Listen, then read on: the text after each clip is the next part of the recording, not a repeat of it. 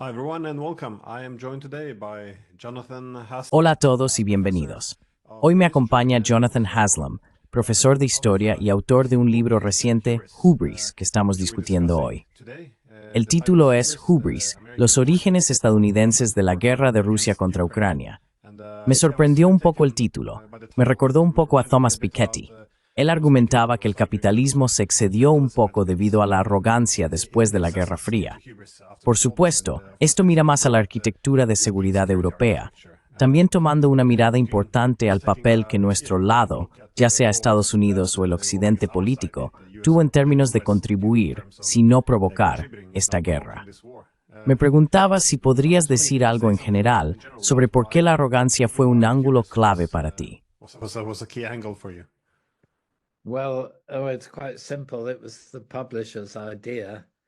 Bueno, es bastante simple. Fue idea del editor. El editor inglés quería que escribiera un libro sobre el impacto del fin de la Guerra Fría y por qué resultó ser una decepción. Eso me llevó a mi investigación, realmente viéndolo concretamente en términos de la arrogancia estadounidense en lugar de la de cualquier otra persona. La investigación me dio la oportunidad de reflexionar sobre los eventos que habían tenido lugar desde la caída de la Unión Soviética y cómo llegamos a donde estamos ahora.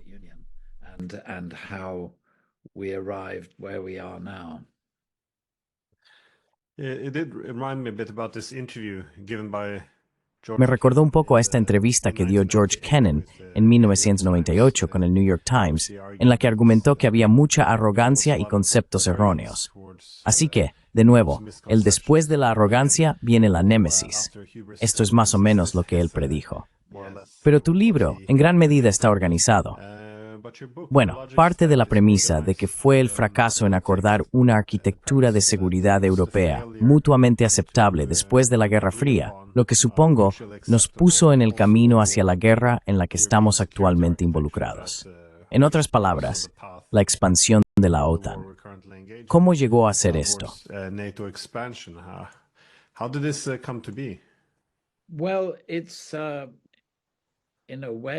Bueno, en cierto modo, fue un producto de la negligencia en la propia Europa. Así que no fue arrogancia en Europa, porque creo que ciertamente el gobierno alemán y el gobierno francés entendieron completamente que sería totalmente incorrecto y contraproducente declarar el colapso de la Unión Soviética como la victoria de Occidente en la Guerra Fría. Así que los europeos eran mucho más modestos en su perspectiva. Y además, los europeos quizás, no diría paralizados, pero se sentían inadecuados ante los nuevos desafíos que surgieron. Y los nuevos desafíos, obviamente, fueron la reunificación de Alemania, que fue una tarea colosal, que tomó mucho más de una década en términos económicos y posiblemente, socialmente, aún no se ha unificado. Podemos profundizar en eso.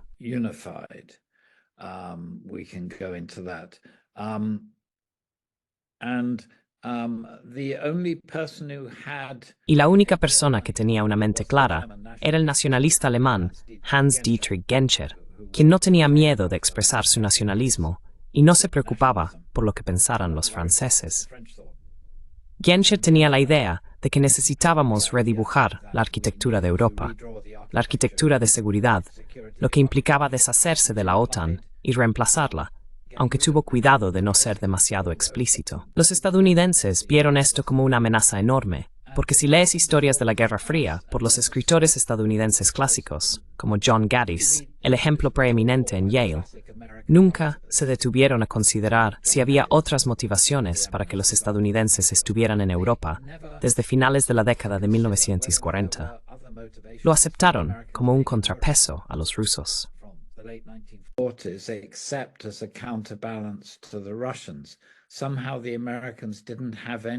De alguna manera, los estadounidenses no tenían impulsos, pasiones, ideales o ambiciones generados internamente que buscaran perseguir. Y por supuesto, esto es un completo disparate. De lo contrario, no estarías volando con Pan Am y comprando nada más que productos estadounidenses desde finales de los años 40. El Plan Marshall no fue completamente un acto generoso. Tomaron todo el dinero de la ayuda a China y la ayuda de América Latina, lo pusieron en un solo fondo y lo llamaron Europa. ¿Y por qué? Porque obviamente Europa, como dijo Stalin, quien controla Europa, controla el mundo. Y Estados Unidos se dio cuenta de que si iba a ser la potencia global por excelencia, tenía que estar en Europa.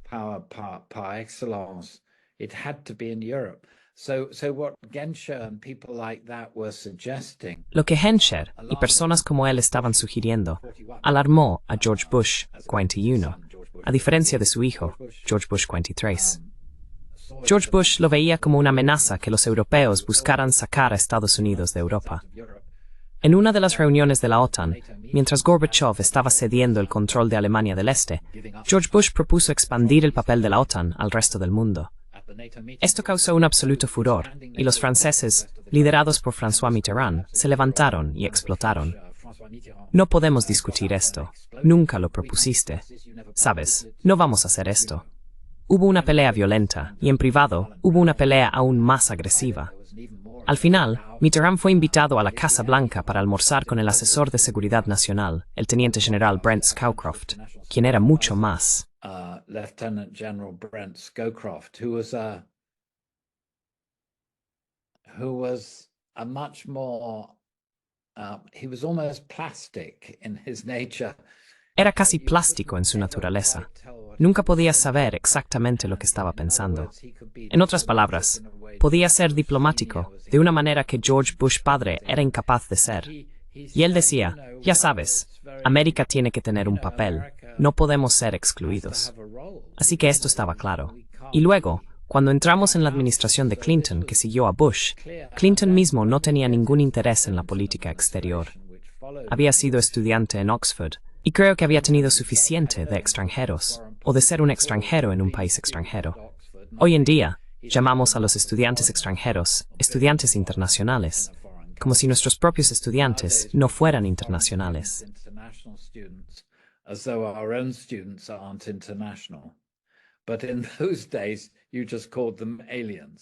Pero en esos días, simplemente los llamabas alienígenas. Y Clinton había sido un alienígena en Gran Bretaña, lo que significaba que la policía venía a revisarlo cada 6 meses para ver si todavía estaba allí. Así que no había amor perdido. Y lo mismo con Stephanopoulos, que también estaba en Oxford. Este era un régimen aislacionista, el régimen de Clinton, demócratas aislacionistas. De Smima. Y no tenían ninguna inclinación de que George Bush 41 tuviera que restaurar y reconstruir a los Estados Unidos en Europa. Y en el momento en que estaban en el cargo, heredaron el colapso de Yugoslavia, que fue un producto de la política del Vaticano impulsada a los alemanes para reconocer la soberanía de la Croacia católica.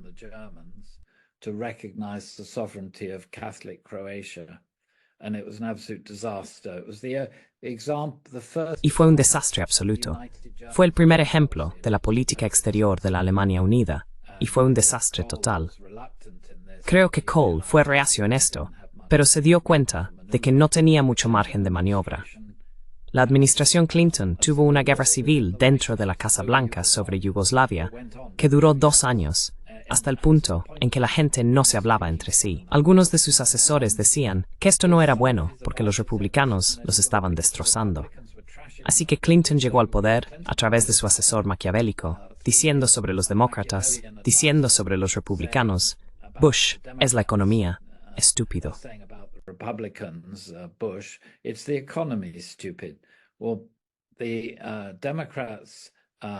Bueno, a los demócratas se les devolvió el favor.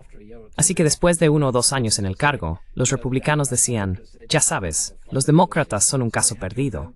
Ni siquiera tienen una política exterior. Así que tuvieron que inventar una. Y la expansión de la OTAN fue la invención. Fue una invención monstruosa que tuvo como causas, en primer lugar, la necesidad desesperada de tener una política exterior reconocible y la presión de Zbigniew Brzezinski y sus protegidos, se sintió su influencia. Y en segundo lugar, el grupo de Visegrado de países de Europa Central y Oriental, Polonia, Hungría y Checoslovaquia, todos querían ser miembros de la OTAN como protección contra una futura Rusia revanchista.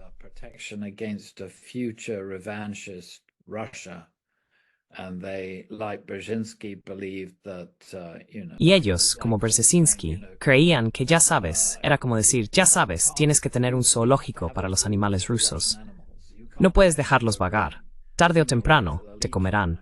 Quiero decir, esa era su visión bastante primitiva y basada en una gran cantidad de historia.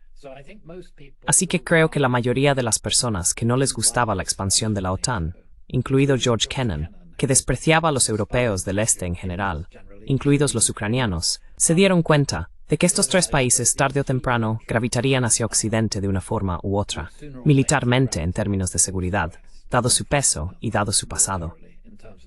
Pero el punto es que si Clinton ya hubiera tenido una política exterior, nunca habría ido en esa dirección.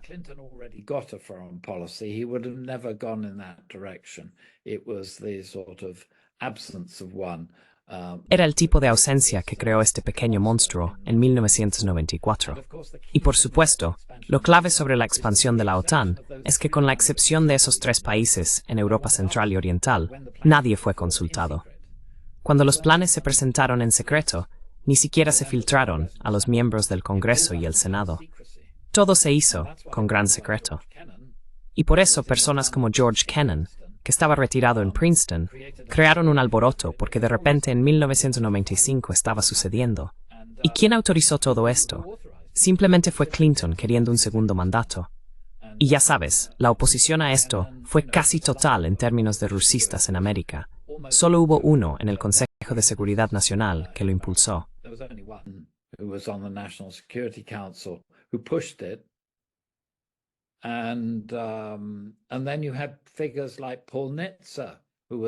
Y luego tienes figuras como Paul Nitze, que no era un blando, y Sam Nunn, expresidente del Comité de Servicios Armados. Todas estas personas se opusieron. ¿Por qué? Dijeron, ya sabes, Rusia puede estar en su peor momento en este momento, pero en el futuro no lo estará.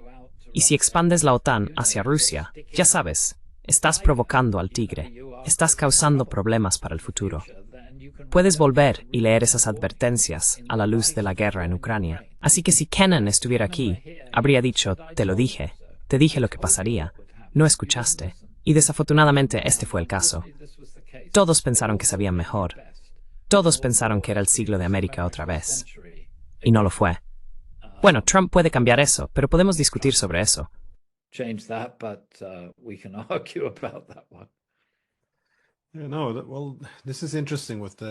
No, bueno, esto es interesante con la expansión de la OTAN, porque hoy en día, al menos aquí en Europa, se considera controvertido argumentar que la expansión de la OTAN arruinó la relación con Rusia. Pero realmente vale la pena volver a los años 90 y repasar todos esos debates, los debates del Senado también. ¿Sabes cuán grande fue la oposición, como mencionaste? Realmente fue.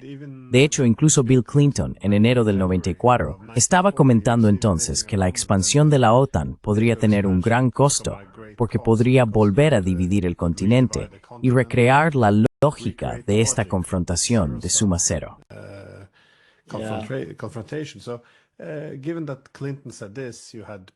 Dado que Clinton dijo esto, tenías a personas como James Baker, mencionaste a George Kennan, pero también, por supuesto, a William Perry. Y me preguntaba, ¿puedes poner una fecha en cuándo se tomó esta decisión? Porque hablé con Chas Freeman. Él argumentaba que en un momento, Bill Clinton le prometía a Yeltsin que no se expandirían. Pero al mismo tiempo, les decía a los europeos del este, no, solo denle algo de tiempo. Así que sugiere que Clinton simplemente estaba siendo muy deshonesto sobre todo el asunto. Pero, ¿descubriste en qué momento específico?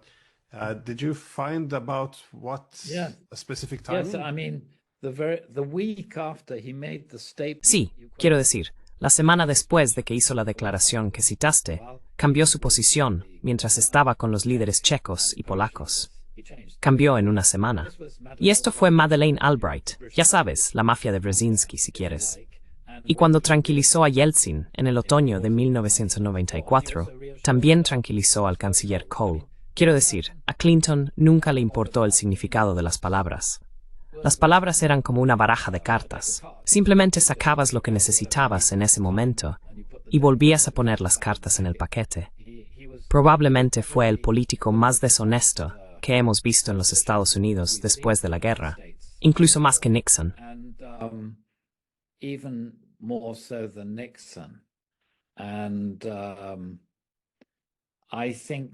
Y creo que esto le costó mucho a Estados Unidos.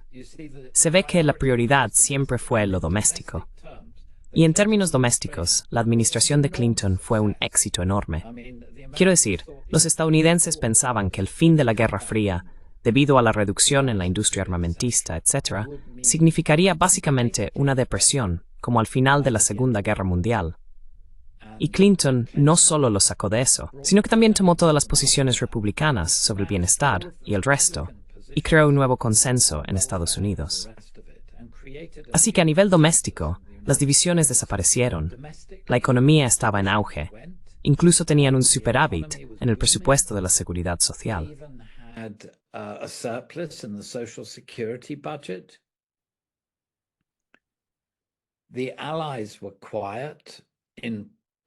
Los aliados estaban callados en público. Los rusos, por supuesto, no podían causar problemas porque estaban de rodillas la mayor parte del tiempo. Y fue un éxito rotundo, que obviamente no podía durar, porque al robar la ropa de los republicanos, creó un desagrado virulento hacia los demócratas, liderados por Gingrich, quien fue el que fue llevado por la nariz por Clinton. Él era el presidente de la Cámara. Estaban totalmente amargados. Y a raíz de esa amargura, surgió un nuevo partido republicano que fue capturado por el ala lunática, los neoconservadores. Y Estados Unidos nunca se ha recuperado.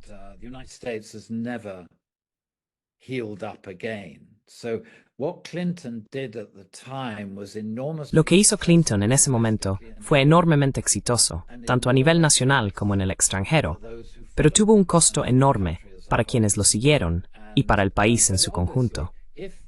Pero obviamente, si las decisiones de expandir la OTAN se tomaran únicamente en función de los intereses nacionales de algunas ex-repúblicas soviéticas y vecinos de la antigua Unión Soviética, entonces, si uno viviera allí, por supuesto, estaría a favor. Aunque la defensa de un país como Estonia, donde se puede llegar en coche desde San Petersburgo en un par de horas, no es creíble. Pero ya sabes, se puede entender por qué estos países querrían ser parte de ello. Pero el punto es que las decisiones no se tomaron allí.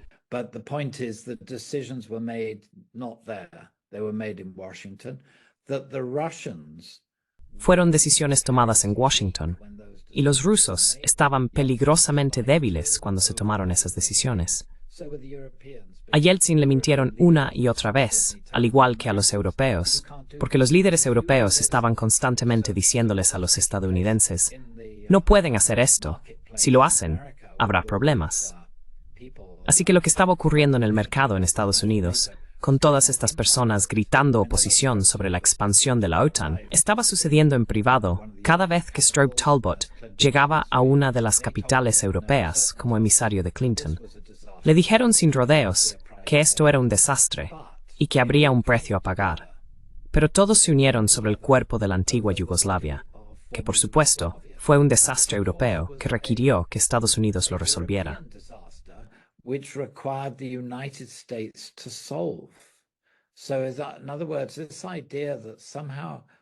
Entonces, en otras palabras, esta idea de que de alguna manera, después de la Guerra Fría, los europeos podrían manejar sus propios asuntos exteriores, era una idea completamente loca, porque de lo contrario, no se habría producido genocidio en el sureste de Europa. Al final, se llamó a los estadounidenses para limpiar el desastre. Desafortunadamente, los estadounidenses hacen lo que siempre hacen, que es simplemente mantenerse al margen porque se lanzarán bombas de manera quirúrgica en todas direcciones. El bombardeo de Milosevic, que puede justificarse en términos morales liberales, en realidad se hizo para salvar a la OTAN. Eso fue lo que se le dijo explícitamente al embajador ruso en Londres. Oh, estamos haciendo esto para salvar a la OTAN. Bueno, no fue autorizado por la ONU. Fue la primera vez que la OTAN fue a la guerra.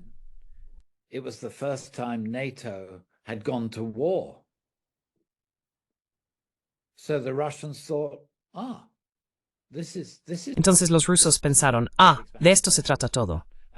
De esto se trata la expansión de la OTAN. Y luego, el tratamiento de Kosovo.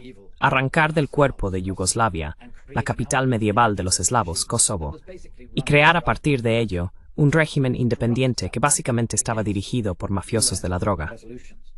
Era corrupto hasta la médula, en contra de las resoluciones de la ONU. Así que, el final de la década de 1990 marcó la destrucción de cualquier confianza que Moscú tenía en Occidente. Y no es casualidad que estas sean las circunstancias en las que los reformistas en Rusia fueron rechazados por Yeltsin. En lugar de reformistas, él llevó al poder al señor Putin. Sabía muy bien lo que la gente de Putin haría en Rusia. Fue una especie de venganza contra Occidente, en mi opinión. Era Rusia en su punto más débil. And Russia at its weakest point. Things didn't have to go the way they went. Las cosas no tenían que ir como fueron después de eso. Hubo otras circunstancias que lo empeoraron, porque Tony Blair, quien llegó al poder en Inglaterra en 1997, estaba decidido a ganarse a Putin e intentar domar al tigre. Y tenía muy buenos consejos de especialistas, pero desafortunadamente, Gran Bretaña no había tenido poder desde alrededor de 1945. Gran Bretaña no podía tomar decisiones por sí sola y requería la sanción de Estados Unidos para llevar al tigre a la tienda. Esto fue bloqueado por Don Rumsfeld del Pentágono. Nada se hacía en el régimen de Bush 43 sin el permiso de Don Rumsfeld, y él lo bloqueó completamente. Se puede fechar la animosidad de Putin hacia la OTAN realmente desde ese momento, cuando fueron excluidos a principios de los 2000. Tomó tanto tiempo para que esto emergiera. It took that long for this to emerge. Well, the Yugoslav war was Bueno, la guerra de Yugoslavia a menudo se pasa por alto lo importante que fue, porque cuando la OTAN hizo su primera ronda de expansión en marzo de 1999, fue menos de 2 semanas después que la OTAN atacó Yugoslavia, sin un mandato de la ONU. Por lo tanto, contra el derecho internacional, también atacando a un socio estratégico clave, bueno, al menos histórico, de Rusia. Recuerdo que en esos días Henry Kissinger también comentaba sobre ello, que ya no podíamos asegurar a los rusos que al expandir la OTAN era simplemente una alianza defensiva, porque todo eso se había echado por la borda. all that was kind of thrown out the window. Also, yeah, before I forget, about the dishonesty. Además, sí, antes de que me olvide de la deshonestidad de Clinton, él hizo un comentario en el 97 también, cuando acordaron este acta fundacional OTAN-Rusia, para calmar un poco a Rusia sobre los temores de la expansión de la OTAN. Y aparentemente el comentario de Bill Clinton fue algo así como, bueno, déjame entender esto. Si firmamos este acuerdo, prometemos no estacionar permanentemente a nuestras tropas en los nuevos Estados miembros, a menos que un día nos despertemos y cambiemos de opinión. Y este era más o menos el sentimiento, como dijiste, que pueden simplemente retractarse de sus palabras y empezar de nuevo. Sin embargo, en tu libro, tienes algunos comentarios o citas interesantes. Interesting comments on or quotes. You have the Condoleezza Rice when she Tienes a Condoleezza Rice cuando afirma, ya sabes, que es hora de construir un nuevo Medio Oriente. Fue en 2006, pero también con Obama y su embajador en Rusia, McFaul, lo describiste como no siendo mormón, pero pareciendo tal. Supongo que el enfoque más misionero, porque él estaba argumentando y escribiendo sobre cómo el objetivo de Estados Unidos tiene que ser avanzar la democracia en todo el mundo. Así que todo esto puede tener un hilo común, la idea de que Estados Unidos, al tener ahora esta posición muy dominante después de la Guerra Fría, debería recrear el mundo a su propia imagen. Como mencionaste, no todo era solo un equilibrio de poder, y estas ideas eran bastante prevalentes. It was just a balance of power, that these ideas were quite prevalent. Yes, it's a very. I've lived in the United Sí, States. he vivido en los Estados Unidos de manera intermitente desde principios de los años 80, así que fui allí por primera vez en el 84 bajo Reagan. Estuve allí durante 4 años, y luego fui en sabáticos posteriores, gracias a mis generosos colegas, y luego viví allí durante la primera administración de Trump. Y aprendí varias cosas sobre eso, absorbiéndolas subconscientemente. Una de las cosas fue la forma en que los jóvenes pueden llegar a los Estados Unidos desde cualquier país del mundo. Quizás esto ya no sea cierto para los musulmanes, pero solía serlo. Desde cualquier país del mundo, iban a la escuela y en una semana estaban diciendo el juramento de lealtad. And within a week, they were saying the prayer of allegiance. They were talking American. They were eating American. Hablaban americano, comían americano, pensaban americano.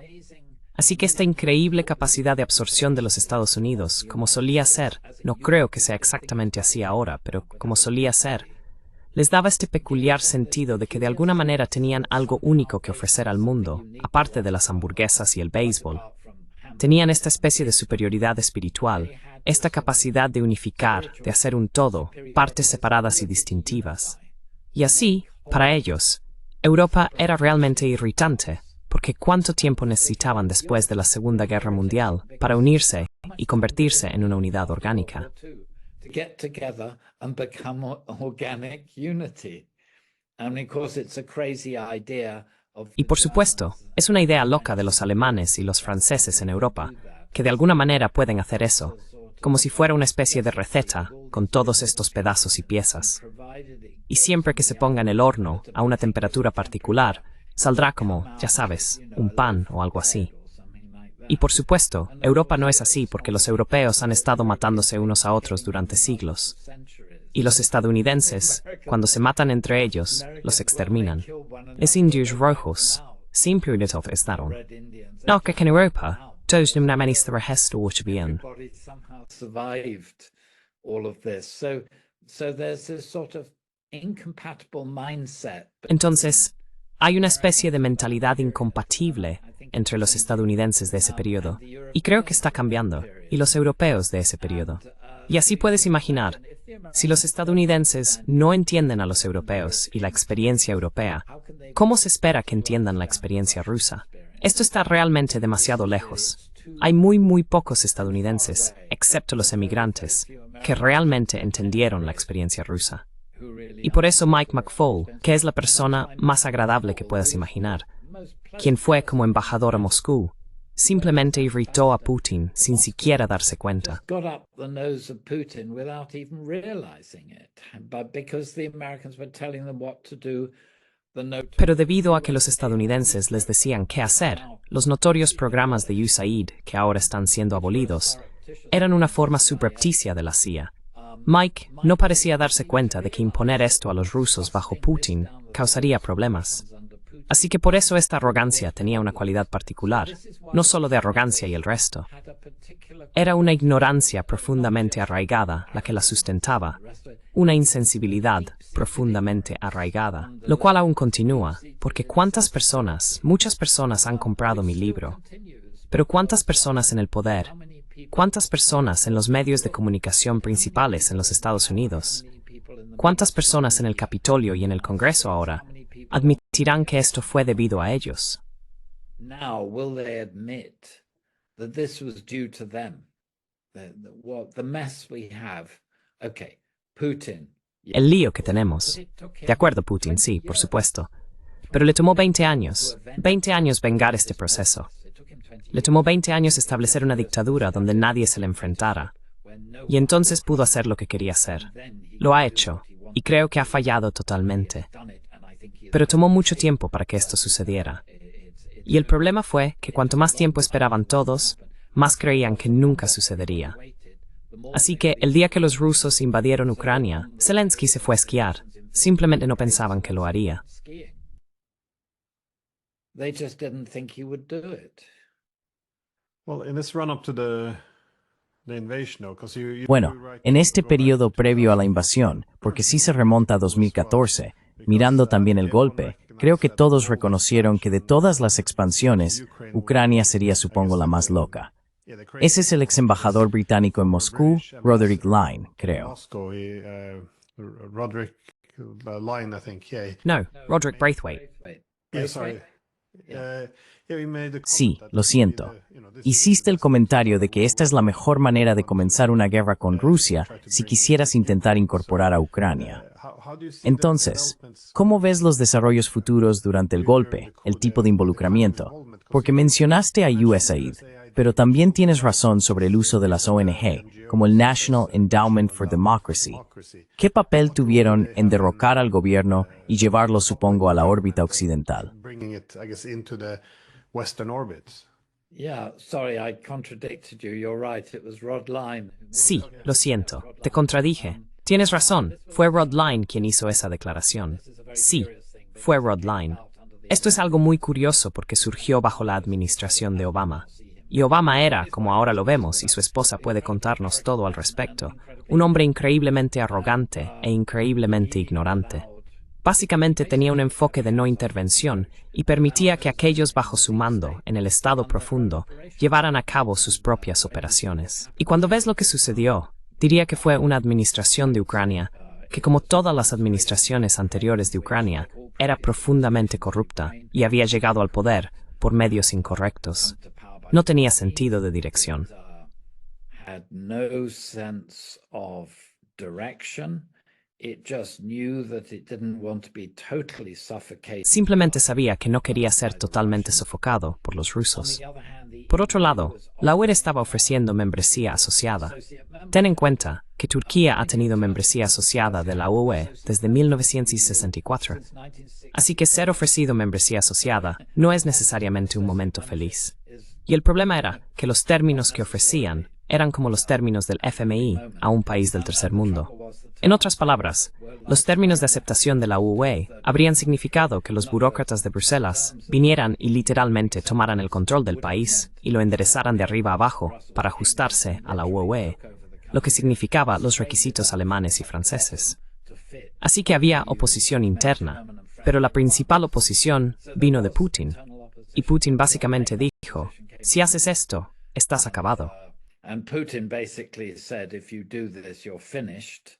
And they took him at his word. Y le tomaron la palabra.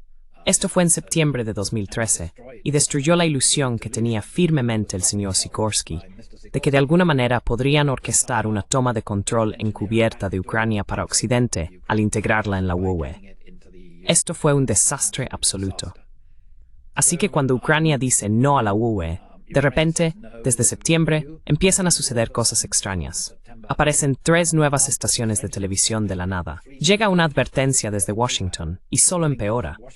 El derrocamiento del régimen fue una operación encubierta de la agencia que involucraba a la fundación de George Soros, involucraba a USAID, que ya era parte del estado profundo de todos modos. Creo que Obama debió haberse sentido algo desconcertado y sorprendido por esto, pero de todos modos no le gustaba la política exterior, y continuó. He didn't like foreign policy anyway, and he carried on. But then once it happened, of course, Putin... Pero luego, una vez que sucedió, por supuesto Putin, que obviamente tenía planes.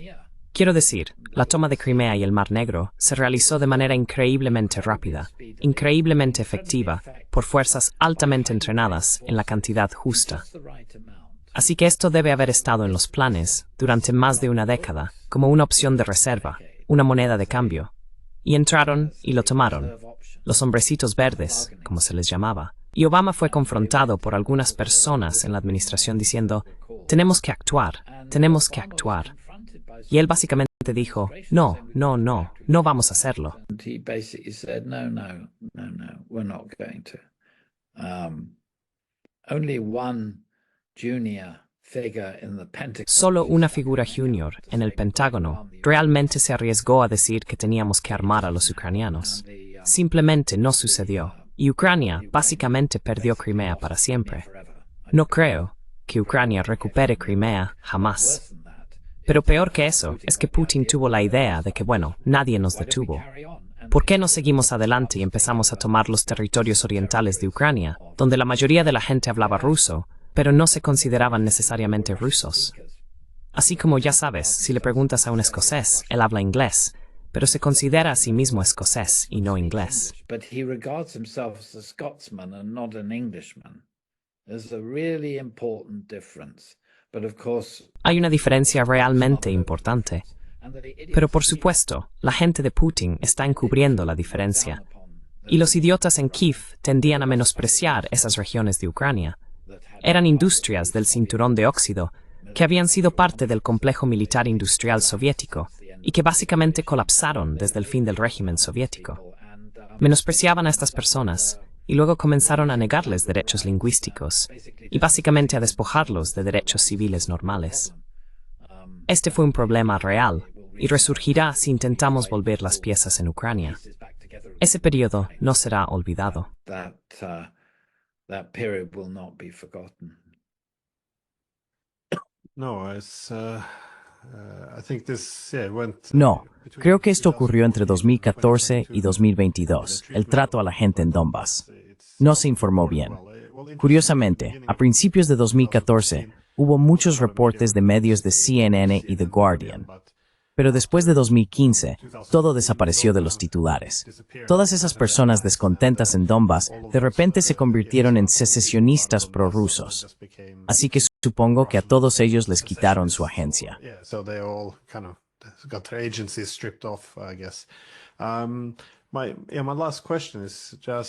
Mi última pregunta es, ¿cómo interpretas la importancia de Ucrania para Rusia? Porque de nuevo, esto no era un gran secreto, como también mencionaste, que de todos los países que se intentaban llevar a la órbita occidental, Ucrania siempre fue el más sensible.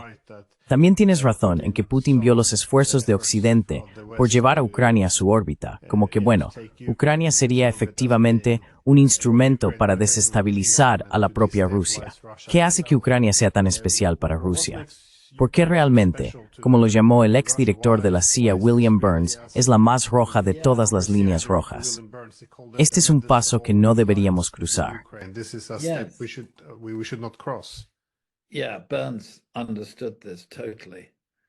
Sí, Burns entendió esto totalmente. Esto fue por la Unión Soviética. Ok, entonces si hubiéramos pasado del imperio zarista, que era un imperio masivo, catastróficamente incompetente y mal administrado, si hubieras pasado de eso a donde estamos hoy, ya sabes, no habríamos tenido esto. Pero el punto es que, en la Unión Soviética tenías una especie de, aunque falsa, conciencia transnacional de que de alguna manera esto era la Unión Soviética, aunque era obvio que, ya sabes, 9 de cada 10 miembros del Politburó eran rusos. Y cuando no lo eran, tenían que sonar como rusos y al menos parecer rusos. Incluso si eran judíos como Andropov o ucranianos como Khrushchev, o georgianos como Beria y Stalin.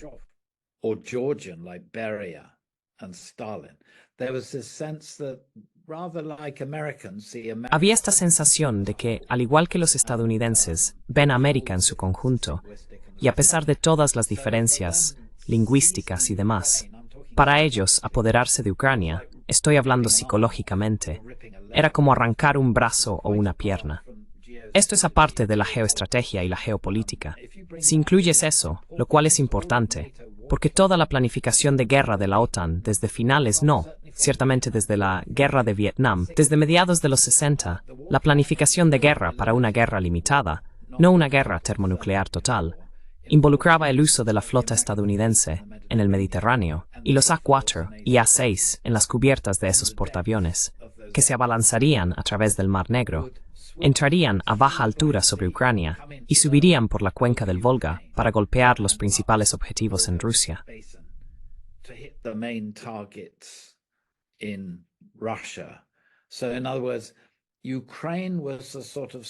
Entonces, en otras palabras, Ucrania era una especie de punto vulnerable estratégico de la Unión Soviética. Inevitablemente, la gente de la generación de Putin, ciertamente del KGB, habría visto los mapas, vieron los planes de guerra, sabían exactamente cuál era la estrategia occidental.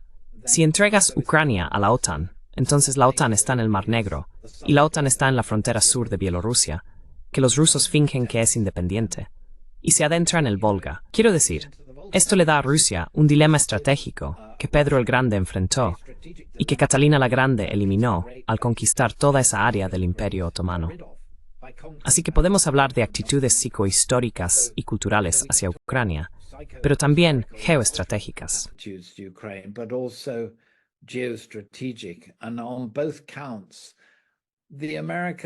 Y en ambos casos, los estadounidenses no tienen excusa para no entender esto, porque después de todo, Kennedy pasó 2 años tratando de asesinar a Fidel Castro, porque Cuba estaba, ya sabes, a 20 millas de Miami.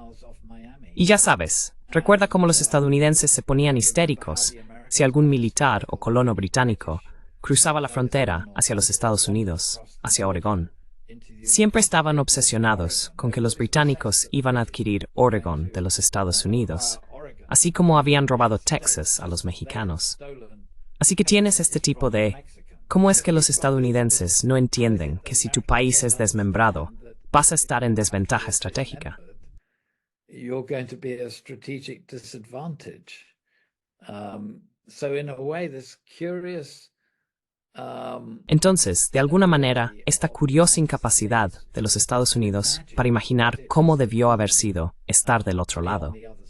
Ahora, Burns siempre entendió eso, porque es el mejor experto en Rusia de América. Y desafortunadamente ya no está a cargo de la agencia, pero realmente entendía todo esto. Pero tan pocos otros lo hicieron. Quiero decir, Mike McFaul, que es una persona perfectamente espléndida, hizo una declaración absurda en Twitter, creo que fue, cuando dijo, ya sabes, quiero decir, a los Estados Unidos les resulta difícil entender cómo otros países podrían invadir y apoderarse de otras tierras y colonizarlas. Y estoy pensando, vives en California. Lo hiciste 2 veces. Lo hiciste a los hispanoamericanos y lo hiciste a los indios. ¿No sabes dónde vives? And you did it to the Indians. Don't you know where you live? Whether Palo Alto is not an English word. Palo Alto no es una palabra en inglés. Es extraordinario. Pero este tipo de distracción es tan sorprendente en el pantano de Washington, y es un problema, desafortunadamente, hoy con la administración Trump. Incluso a los estadounidenses les resulta desconcertante lo completamente insensible que puede ser Estados Unidos con el resto del mundo.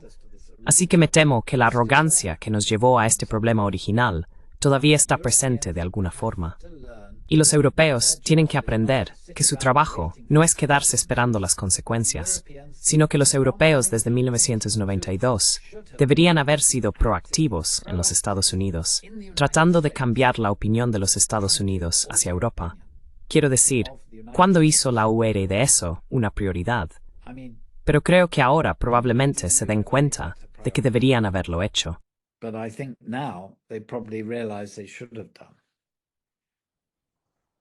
Well, yeah, for a few years they did speak of Bueno, sí, durante algunos años hablaron, desde 2018 hasta 2022, sobre la necesidad de autonomía estratégica, soberanía europea, todas estas palabras clave para tener una mayor independencia, pero nunca llegaron a nada. Sin embargo, sobre este tema, de que Estados Unidos no se da cuenta de su propia historia, hay una gran grabación de George Bush cuando condena la invasión de Ucrania. Él dice, esto no es cómo se comportan las naciones civilizadas. No pueden simplemente ir e invadir Irak. Y luego se corrige, oh no, perdón, Ucrania. Sí, es bastante notable. Sí, es muy freudiano, mucho. Desafortunadamente, la influencia de Freud nunca llegó mucho más allá de Europa Central. Bueno, profesor Haslam, muchas gracias por su tiempo. Lo aprecio. Y para cualquiera que esté viendo, dejaré todos los detalles de este libro en la descripción. Y sí, no puedo recomendarlo lo suficiente. Así que gracias de nuevo. yeah, I can't recommend it enough. So thank you again. Es muy amable. Muchas gracias. Much.